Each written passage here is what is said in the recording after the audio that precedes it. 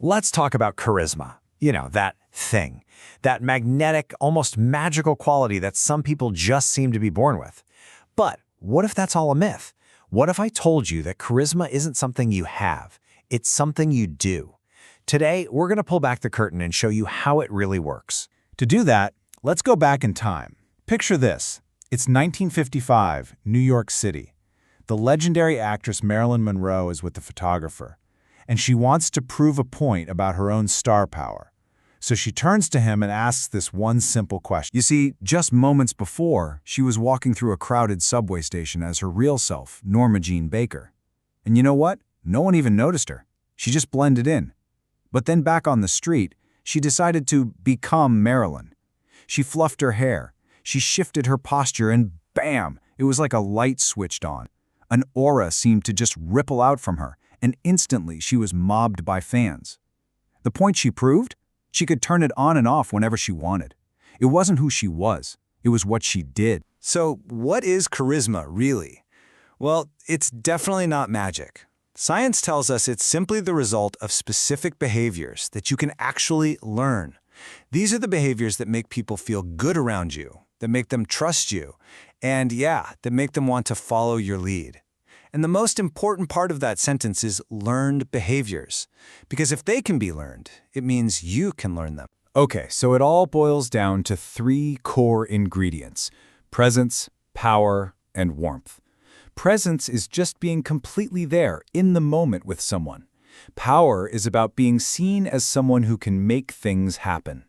And warmth is about projecting goodwill, basically making people feel that you like them.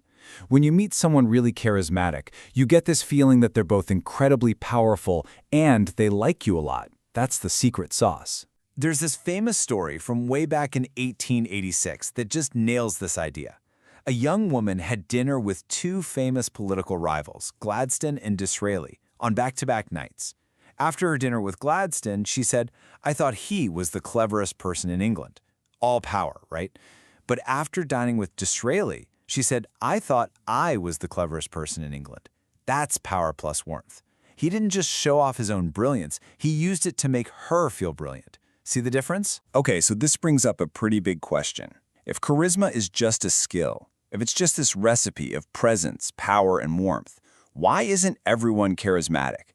What's really stopping us from mastering this? The answer is actually pretty simple, and it's probably not what you think. It's your internal state. Yep, what's going on inside your own head. Because whatever you're feeling on the inside, it shows up on the outside, in your body language.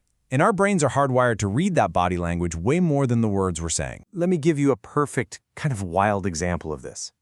There was a $4 million business deal that was almost completely derailed.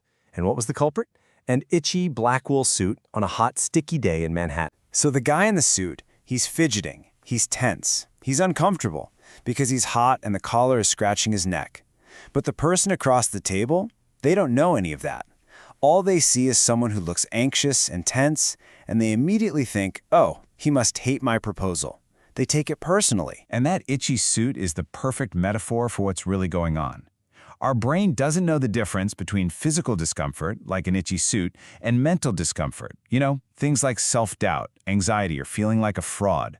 It all creates the exact same tense, closed-off body language that other people can't help but misread. But, and this is the really important part, here's the good news.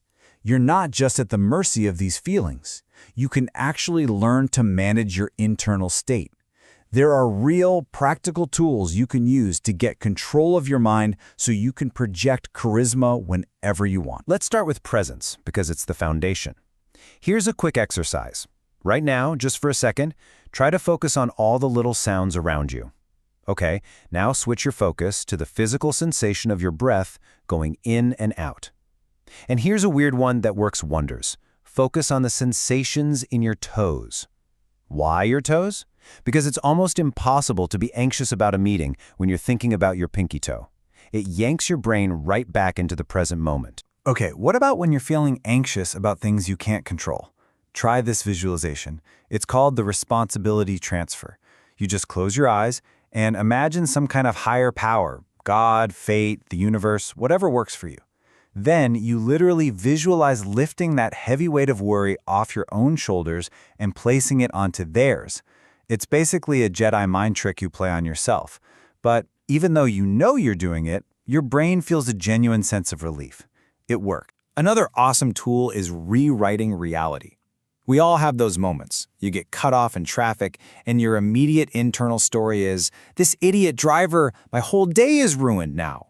You can feel that tension and anger just flood your body, right? Well, what if you just chose a different story? What if, instead, you told yourself, maybe that little delay just saved me from being in a nasty accident a mile up the road. It might feel a little delusional, but pay attention to what happens inside. That anger can instantly transform into a feeling of relief or even gratitude.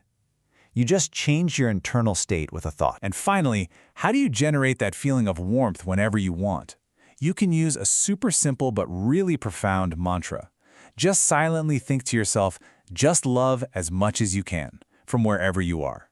Repeating that in your head can actually create a genuine feeling of goodwill that will radiate from you naturally. No acting required. So let's bring it all home. At the end of the day, charisma isn't some magic gift you're born with. It is a skill, and it can be learned.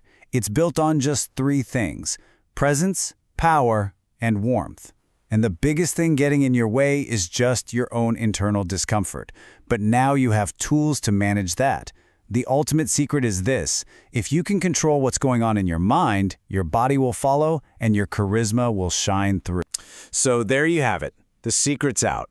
Charisma isn't magic, it's a tool. A very powerful tool that you can learn, practice, and get better at. So the only question left is, now that you know how to build it, how are you going to use it?